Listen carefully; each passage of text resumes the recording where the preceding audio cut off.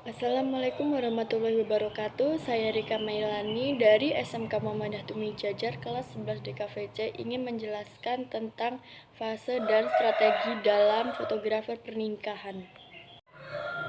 Saat kita membangun bisnis atau membuat brand, kita akan melewati 4 fase. Yang pertama adalah fase introduction atau perkenalan, di mana kita mengenalkan produk jasa kita dan brand kita ke pasaran.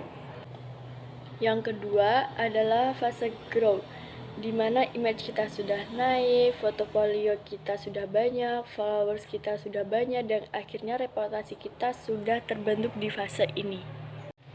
Kemudian kita akan memasuki fase yang ketiga, yaitu fase maturity, di mana brand kita sedang berada di puncak-puncaknya, image kita lagi banyak-banyaknya, tapi di fase ini kita harus siap mengalami penurunan. Bisa jadi karena persaingan atau market yang sudah jenuh, kita harus melakukan inovasi atau lebih kreatif lagi. Kemudian fase yang keempat yaitu fase decline, di mana brand kita sudah tidak mampu untuk bersaing di pasar. Penjualan menurun, image menurun, akhirnya bisnis kita itu sudah tidak tertolong lagi jika kita tidak melakukan inovasi atau lebih kreatif lagi. Supaya brand kita sudah terarah dan tepat sasaran, kita harus menentukan satu, nama dan maknanya. Yang kedua, logo. Yang ketiga, tagline. Yang kelima, visual yang kita sajikan ke klien. Dan yang keenam, brand voice. Strategi yang bisa kita lakukan di fase introduction adalah 1. Kumpulkan portofolio.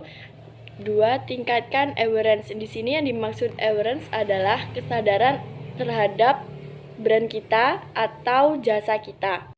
Strategi yang kedua yaitu di fase growth.